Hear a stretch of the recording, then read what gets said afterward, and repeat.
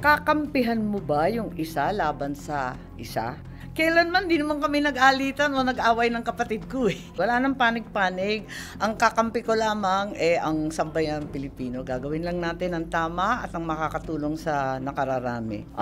It's a tremendous sacrifice to stand alone. But I need to be free to cross the line, to talk to all parties, and to get things done. Ang kinatatakutan ko lamang yung init ng halalan. Alam naman natin na talagang nagiging malupit, minsan masakit yung sinasabi, kung ano-anong banat. Abay, hindi ko matitiis yun. Kaya maigi na lamang lumayo at magsarili kahit napakahirap.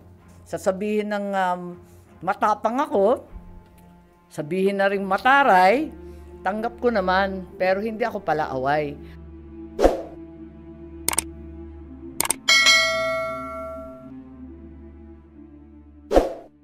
Pasok pa rin sa hapon. Maraming salamat sa inyong lahat at naghintay po kayo.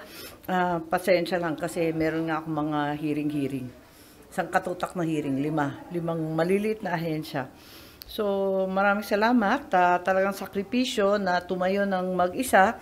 Pero kinakailangan maging malaya at matatag. Eto nga. Maraming nagsasabi noon na ako'y namamangka sa dalawang ilog.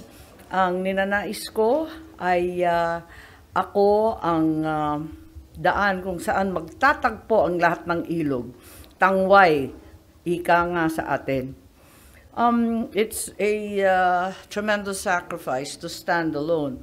But I need to be free to cross the line, to talk to all parties, and to get things done. Uniteam was a dream that I shared in 2022. And I hold fast to that dream of unity for all Filipinos. Ayun. Paulit-ulit lang. Ma'am, does that mean, hello? Ma'am, does that mean hindi ho kayo aakyat sa entablado ni PBBM pag nangampanya siya? And the same with Hindi ko VP pa Sara. alam. Sa totoo lang, naisip ko lang na ayoko pumanig sa isang partido, sa isang sektor, sa isang personalidad. Wala nang panig-panig. Ang kakampi ko lamang ang sambayang Pilipino. Gagawin lang natin ang tama at ang makakatulong sa nakararami. Ma'am, di ba mahirap na mangampanya na independent kayo considering si Pangulo yung kapatid niyo, may makinarya? Kaya nga, first time ko nga gawin to eh. Kaya medyo aasahan ko na lamang na makukumbida ako siguro at kung papupuntahin ako, ano ba naman pumunta, wala namang problema doon. Ang kinatatakutan ko lamang yung init ng halalan. Alam naman natin na talagang nagiging malupit, minsan masakit yung sinasabi, kung ano-anong banat. Abay, hindi ko matitiis yun. Kaya maigi na lamang lumayo at magsarili kahit napakahirap. How big was the consideration of VP Sara being your friend? Nakinonsider mo ba yun, ma'am, kaya ka mag-independent? Para na lang walang kiskisan, kumbaga. Ang malaking konsiderasyon yung sitwasyon ko. Yun talaga ang pinakamahalaga. Kung may dalawa kang malapit na kaibigan at sila'y nag-aaway, kakampihan mo ba yung isa laban sa isa? Siyempre, ang gusto mong mangyari, pagbatiin sila, magkausap sila, at ikaw na ang magiging daan para doon. At kung hindi pa sila handa na magkaisa, mag-iintay ka muna sa tabi. Hindi ka papanig dun sa isa at ayaw na ayaw mo na magkaroon ng alitan yung mga kaibigan mo. Ganun talaga yun.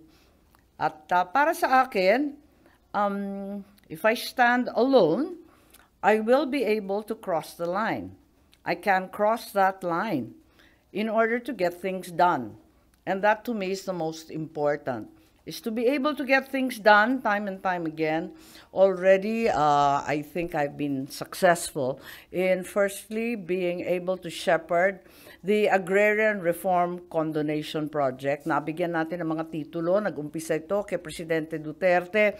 Naisingit natin doon sa Bayanihan 2, yung condonation ng milyon-milyon na utang nila, mga penalty. Nag-umpisa sa penalty sa interest.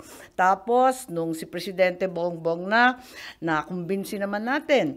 Kaya't sa palagay ko, ayan na, andyan na yung mga titulo. Kaya para sa akin, tuloy-tuloy lang ang trabaho. Mas mahalaga yun that I am able to cross the line and then I am able to get things done. Yan din po ang nangyari sa ating ayuda. Nag-umpisa yan, ako yung pasimuno niya nung umpisa sa Bayanihan. Talagang pinagpipilitan ko kasi ako yung head ng DSWD na kailangan ng tao ng ayuda. Nagkagulo-gulo nga yung SAP 1, SAP 2, pero napursige natin. And we were able to carry it over after the pandemic in 2022 when it became very apparent that the economy was still struggling to recover and that all Filipinos were having a very difficult time with the cost of living. So nakikita natin na para sa mga programang ito na napakalapit sa puso ko, kinakailangan tuloy-tuloy ang trabaho. Basta magawan natin ang paraan, kausapin ang lahat ng panig. Hindi naman ako mahilig na makipag-away, sa totoo lang. Sasabihin ng matapang ako, sabihin na rin mataray, tanggap ko naman, pero hindi ako pala away. Kaya gusto ko magkasundo lahat at gawin ang nararapat at kinakailangan ng ating mga taong bayan. Hindi pa. Ang kinakailangan kong kausapin ang mga kapwa kong nasyonalista at palagay ko mag-uusap kami sa lalong madaling panahon. Hindi ko pa naiisip Hindi pa naman ako nagre-resign sa nasyonalista. Mabait sila sa akin hindi naman sila nagkulang sa support at pagtatangkilik. So tignan natin kung anong maigi para hindi naman maalangan ang sinuman.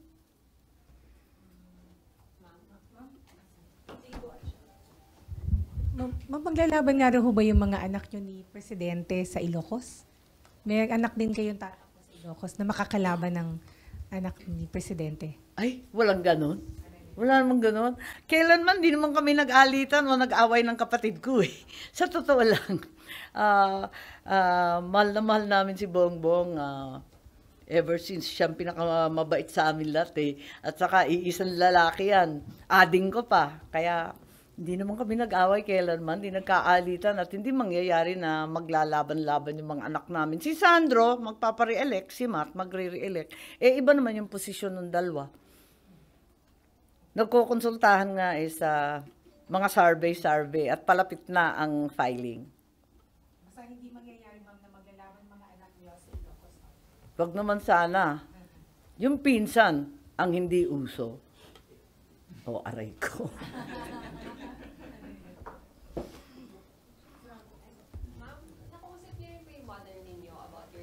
Yung nanay ko nalulungkot sabi niya, ba't naman ganon? Sabi ko, mas maganda naman para sa pamilya, palagay ko, para sa kabutihan ng lahat, para nakakausap natin lahat ng sektor, meron tayong daan na makisuyo sa iba't ibang panig. At yun naman ang turo ng aking ama, isang bansa, isang diwa.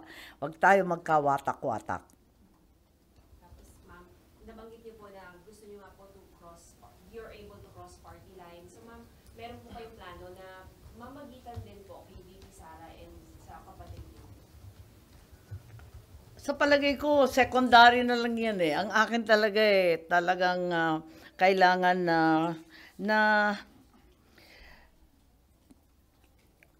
tumayo ng mag-isa para yung tama ang gagawin, wala nang kakampihan. At wala nang alitan, walang turuan, pinipili ko na lamang na yun nga, manindigan na malaya't matatag, na walang dapat kampihan, kundi ang sambayanan. Pinapaliwanag ko pa sa nanay ko. Sorry, makulit. So, pag na-invite kayo ni Pangulo sa entablado niya, okay lang sa inyo? Okay lang sa akin, tignan natin. Pero alam mo, may tinanong siya sabi niya kung bahagi ka ng alyansa, babanatan mo ba ako? Eh di sabi ko, nagpaabot din ako ng message. Siyempre hindi naman kita binabanatan kahit kailan. Yung mga tauhan mo pa, yung mga ibang aligan, yung mga nag-aaligid dyan. O sige, pero hindi ko naman gawain yan. Tapos, nung umuwi ako, napaisip ako, hindi naman ako bumabanat sa kanya. Okay, tama na yon. Ang problema, kapag may bumanat sa mga kasangga natin, na sa palagay ko wala namang kasalanan sa atin, may utang na loob pa kami, abay ibang usapan yun, baka mag-react na ako, hindi ko kakayanin. Baka ako naman ang nagtatatalak sa entablado, magwala doon o mahimatay. Hindi ko alam eh. Baka may dramang ganun eh. Wag na lang. Kaya maigi pa, tumayong mag-isa sa kampanya, sa politika. Ay, yan naman ang turo ng tatay ko. Napunta kami sa Puntod nung 28, ika-35 anniversary. Ayun, para hindi na malagay sa alanganin ng kapatid ko. Kasi kinakabahan na nga siya, baka kung ano daw, yung aking ading, baka malagay pa sa alanganin. At yung mga kaibigan, masaktan. Maigi na yung tumayo kong mag-isa kahit napakahirap umikot na mag-isa. Sana kausap din po ba kayo ni VP Sara about this? Nasa tuktok ng bundok yun eh, hindi ko malaman kung saan siya. Pero alam niya na hindi ako sumipot. Ma'am, kung sakali mag-endorse si VP Sara at imbitahan din po kayo sa entablado. Hindi ko pa naiisip. Alam mo, hindi ko pa naiisip yung mechanics. Ang alam ko lang, ayokong pumanig yung isa sa isa, kumampi sa kabila. Ayoko nang ganun eh, nahihilo ko. Hindi ko malaman kung saan ako susuot ng ganyan. Pero kung paano yung operations ng campaign ko, hindi ko pa naiisip sa totoo lang. Alam ko lang na gusto kong malibre, malaya, tapat. Walang grupo, walang alyansa, walang kaaway. Basta ang kakampihan ko lang bawat Pilipino. Ma'am, sorry, may date na po kayo filing niyo, ma'am. Sorry? May date na po kayo for your filing. Oo, nag-aantayan lang kami kasi hindi ko pa rin alam dahil hindi rin ako resigned. Hindi naman ako nag-resign sa NP. Tignan natin kung anong maganda. So, binubuo ko pa lang yung mga dokumento ko eh. Kailan yung meeting mo sa NP, ma'am? Definitely today or tomorrow. Tingnan natin. But do you need to resign from NP, ma'am? Hindi ko alam eh. Wala naman akong problema sa NP. Ang akin lamang, kinakailangan maging independent ako sa alyansa. Dahil part siya ng admin links. Mahirap kasi eh. Palagay ko may maririnig ako hindi ko gusto. Baka mahirapan na ako nun. Ma'am, how about leave lang? Sorry? Leave. Mag-leave lang po sa party. Parang ligo pa. Hindi ko pa alam. Pero possible naman na NP kayo, pero wala independent. Pwede ba yun? Sa totoo lang, dun sa rules ng COMELEC, hindi naman nakalagay yung alyansa eh. Kasi hindi naman siya rehistrado. So, linalagay lang yung partido mo o kung independent ka. Sa ngayon, nasyonalista ako. Ayun. Kanina nag-aalangan kayo na ipahandle na sa National Commission of Senior Citizens yung pagbibigay ng social pension. So, ano yung magiging recommendation ninyo? DSWD muna. Sabi niyo kanina, may problema pa sa leadership ng commission. So, may concern kung kaya nilang i-implement yung social pension for senior citizens? May kaguluhan eh, di ba? Dapat 7 yung commissioner. Yung isa suspendido, yung chairman, hindi pa nakakaupo. Yung ikalawa, bumalik, pero galing sa suspenso, may kaso. Yung ikatlo, overstaying, mahigit 1 taon. O yung natitira, 4. Parang magulo yun. 3 sa 7, may problema na legal, di talaga magkakaproblema sa implementation. Alam natin may OIC, pero yung OIC, di man makapirma ng kontrata ng empleyado, hindi man lang makapag-disburse ng bagong programa. Paano ba naman yon? So, kinakabahan ako kasi ito yung organisasyon na maraming problema talaga mulat sa pool. So, kung sila mismo nagkakagulo, nagkakabangayan, kinakailangan siguro, hinay-hinay, inot-inot sa Ilocano, dahan-dahan muna, yung pagbibigay sa kanila ng iba't ibang responsibilidad. Ang laki ng social stipend, yung senior citizen stipend, halos aabot ng 60 million mahigit by next year. 60 billion. Ang laki kaya nun. Ang empleyado nila sa ngayon, 200 plus lang.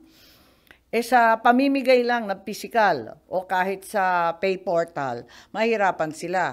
Hindi pa nila napapag-usapan at hindi ata nila alam na kapag na-digitize, may payment fees. Baka hindi rin matuwa yung ating mga lola at lolo. Kailangan na gawan ng paraan kung paano malibre yan para buong buo.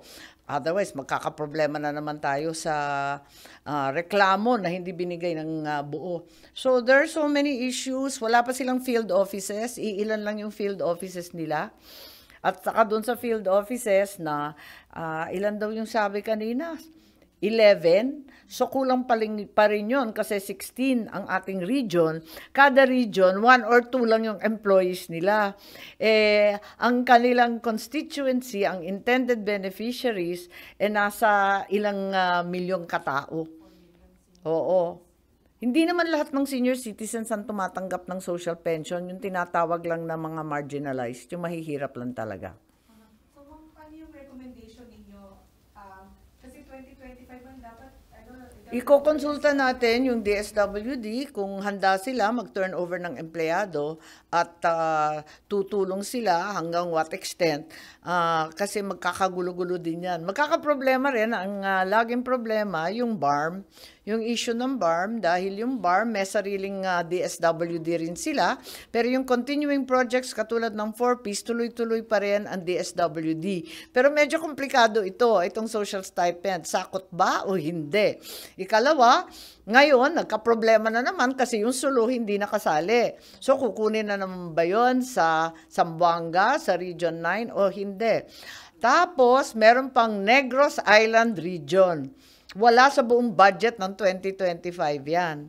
So, idadagdag ba yung Negros Island Region or tsaka na o nakalimutan na o eto na naman tayo?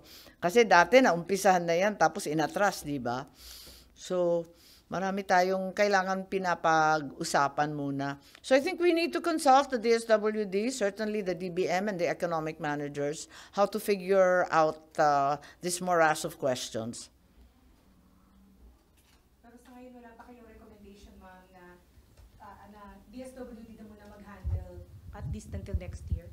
Well, tignan natin kung mabuo natin, kung mabilis sila makapag-appoint ng mga bagong commissioner, kung mahatulan yung mga kaso ng mga suspendido.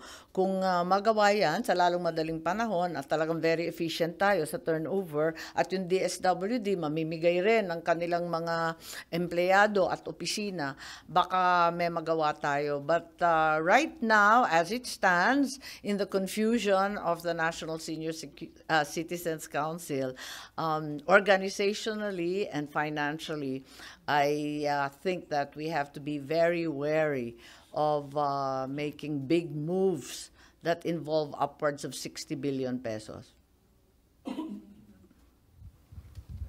Ayun. Sorry, patanong na po. Technical tanong lang, ma'am. Technical daw po bang sabihin na nag-withdraw kayo from the admin slate or no naman? Yep. Yes. Oo naman, obvious ba? Pero tatakbo akong senador, hindi ako mag-withdraw. Baka magulo. Hindi, kinakailangan lang maliwanagan na di ako na namamangka sa dalawang ilog, At ayokong sinasabi yun dahil ako'y nagnanais na maging tangway ang pagtatagpo ng lahat ng ilog para makapag-usap at magkaisa at sa wakas may magawa para sa ating bayan. Finish. I have one more sakit ng ulo. The Climate Change Commission. I have one pa, there. Oo. Ang commission na walang